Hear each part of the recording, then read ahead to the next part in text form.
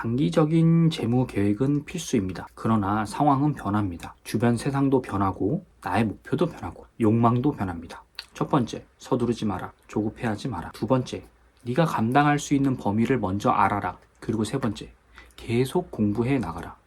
그럼 기회는 온다. 신혼부부가 되어서 가장 먼저 맞닥뜨리게 되는 문제는요, 어떻게 우리 가정을 유지하지? 어떻게 우리 가게를 운영해 나갈까? 이걸 겁니다. 그리고 여기서 더 나아가서 가장 부담이 되고 큰 짐이 되는 문제는 어떻게 내 집 마련을 하지? 일 겁니다. 물론 부동산 문제는 신혼부부뿐만 아니라 우리 모두의 가장 큰 골칫거리이기도 합니다.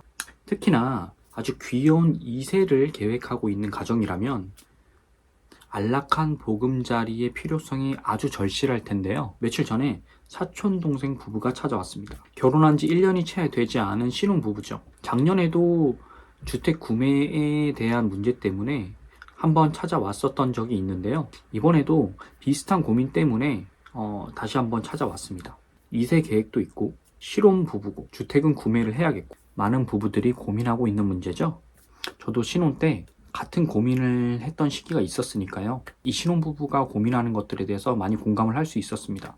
그럼 제가 어떻게 답변을 해줬을까요? 이 사촌동생 부부와 작년과 올해 2번 만나면서 저는 3가지 조언을 해주었습니다. 첫 번째, 서두르지 마라. 조급해하지 마라. 두 번째, 네가 감당할 수 있는 범위를 먼저 알아라. 그리고 세 번째, 계속 공부해 나가라.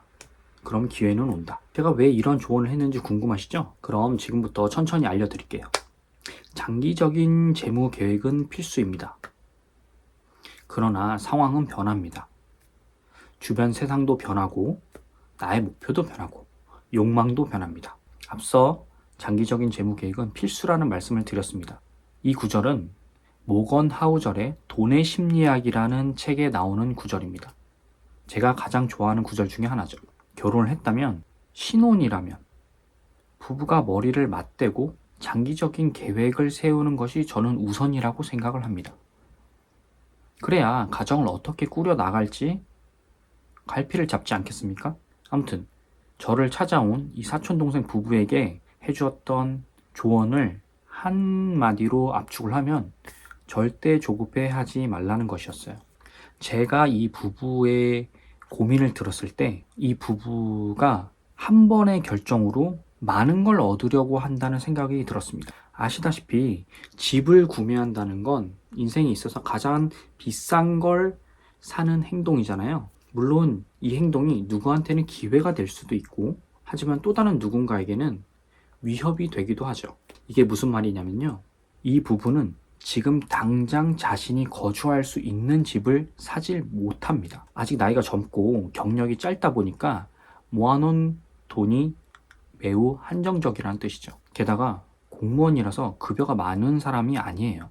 직장인이든 공무원이든 급여의 상한선이 정해져 있기 때문에 집을 사거나 하는 등의 투자 활동은 굉장히 신중해야 합니다. 왜냐하면 손실이 났을 때 내가 벌어들이는 수익의 한계가 명확하게 보이기 때문에 몇 개월 혹은 몇 년, 극단적으로는 평생을 이 손실 때문에 고통받으며 살 수 있기 때문이죠. 당연히 이런 상황을 원하는 사람은 아무도 없을 겁니다. 그래서 제가 이 부부에게 해준 조언은 이렇습니다. 너희가 원하는, 그리고 지금 누리고 있는 라이프 스타일은 너희가 지금 누려서는 안 되는 거다. 너희가 40살 혹은 50살이 넘어서야 누릴 수 있는 것들을 내 생각엔 너희가 지금 누리려고 하는 것 같다. 너희의 현금 흐름으로는 아주 소박하게 살아야 한다. 좀 더 강하게 말하면 내일 굶어 죽어도 이상하지 않으리만큼 그렇게 소박하게 살아야 한다. 너희가 신혼을 시작하면서 샀던 가전들, 그리고 가구들, 이런 건 너희가 누려서는 안 되는 것들이었다. 전세 대출로 허덕이면서 무슨 신혼 가전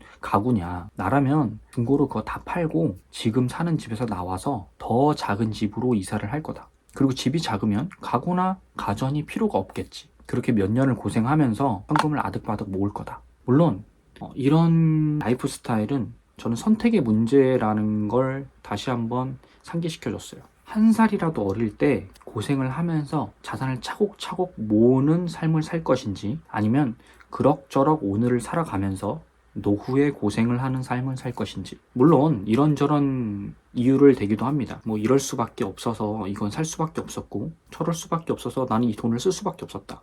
모두가 그런 이유가 있습니다. 너무 고생했으니까 이 정도는 써도 돼. 여행 가도 돼. 저도 그런 거 좋아합니다. 그런데 그런 건 아주 소액으로 하라는 말이에요. 내가 정한 계획 안에서. 그렇다면 그건 문제가 되지 않습니다. 물론 그 계획도 굉장히 작은 비중이어야 한다는 거죠.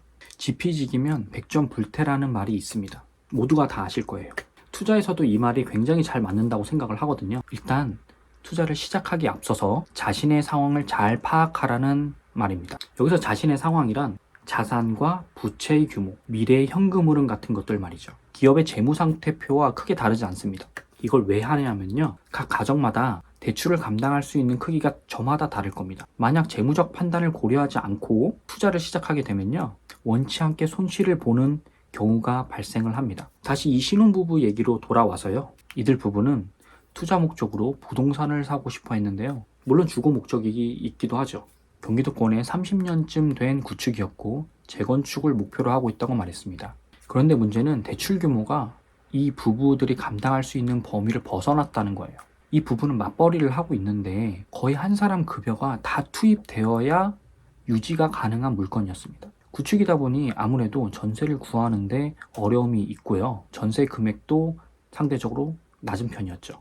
만약의 경우에 전세가 안 구해진다면 자신들이 들어가서 살아야 하는데 제가 그럴 수 있겠냐고 물어봤어요. 그랬더니 조금 주저하면서 꺼려 하더라고요. 왜냐면 그 물건은 녹물이 나온다는 이유였어요.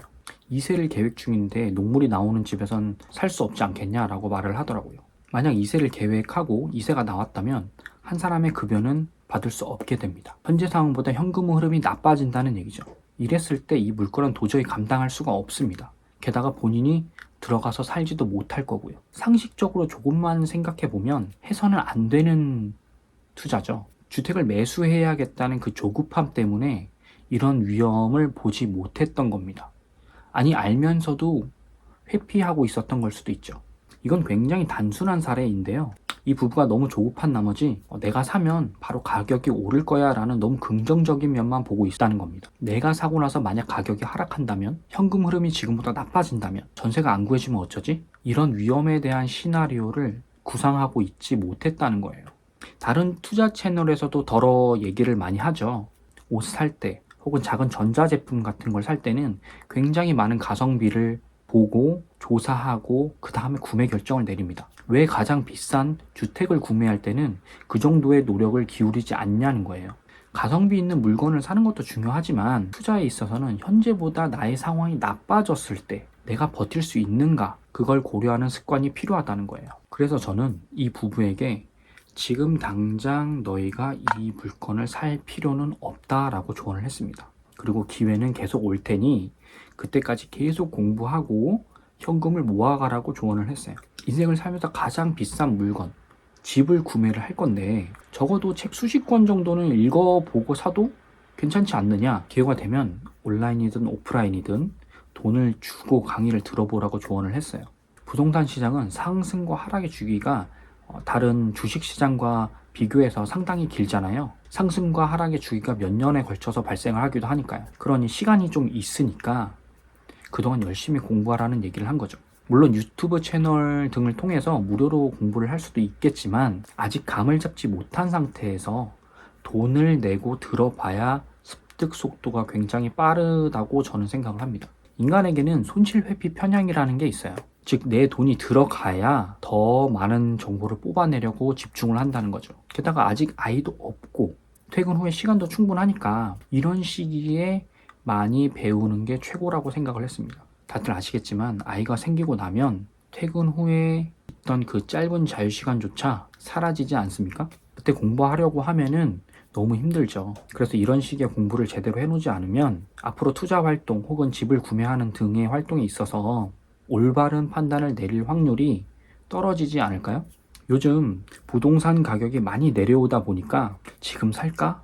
라고 고민하시는 분들이 많이 계실 텐데요. 제가 말씀드리고 싶은 건 언제다든지 본인이 먼저 감당 가능한 수준을 파악을 하고 그 다음에 살지 말지 결정을 해야 된다는 말씀을 드리고 싶어요.